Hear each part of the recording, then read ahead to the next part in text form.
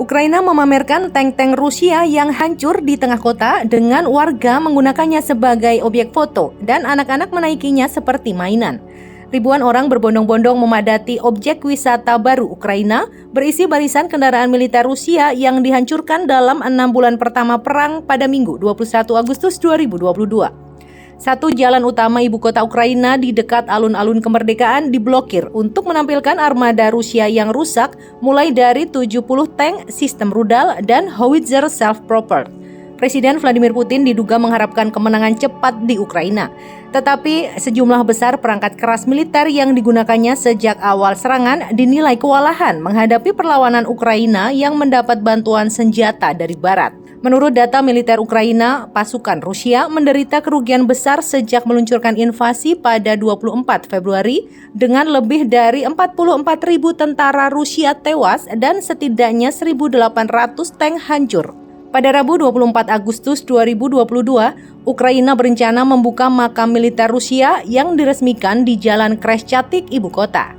Kegiatan tersebut dilakukan sebagai bagian dari peringatan pembentukannya sebagai negara merdeka pada 1991 setelah runtuhnya Uni Soviet. Tanggal tersebut juga menandai 6 bulan sejak serangan Rusia ke Ukraina dimulai. Perang telah memaksa 7 juta orang meninggalkan negara itu, menyebabkan lebih dari 160.000 orang tewas atau terluka dan telah merugikan ekonomi Ukraina 500 miliar euro. Tetapi negara itu tetap teguh melakukan perlawanannya menghadapi agresi Rusia. Meski telah digempur selama kurang lebih 6 bulan, kebanggaan nasional masyarakat Ukraina berada pada titik tertinggi sepanjang masa.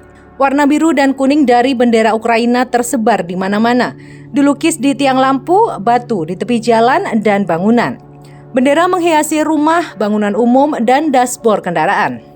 Orang-orang yakin angkatan bersenjata mereka dapat mengambil kembali tanah yang direbut Rusia di timur, di mana perlawanan pasukannya tidak menunjukkan tanda-tanda akan menyerah. Terbaru, pada Sabtu 20 Agustus 2022, serangan pesawat tak berawak baru menargetkan markas armada Laut Hitam Rusia di Sevastopol di semenanjung Crimea yang diduduki setelah serangkaian serangan di tempat pembuangan amunisi Rusia sebelumnya. Sementara pada akhir pekan lalu, Ukraina melancarkan pukulan simbolis untuk Rusia dengan ribuan warganya dari dewasa hingga anak-anak mengambil foto narsis di depan tanknya yang rusak untuk dibagikan di media sosial. Pesan mereka jelas, negara tidak akan pernah menerima kekalahan. Meskipun serangan sebagian besar sekarang bercokol di timur Ukraina, seluruh bangsa tetap merasakan kewaspadaan perang. Sirena serangan udara masih berbunyi setiap beberapa jam dan jam malam tetap berlaku. Pos-pos pemeriksaan menjaga rute-rute utama ke kota-kota besar, jalan-jalan pertahanan anti-tank dan gedung-gedung pemerintah dilindungi oleh karung pasir.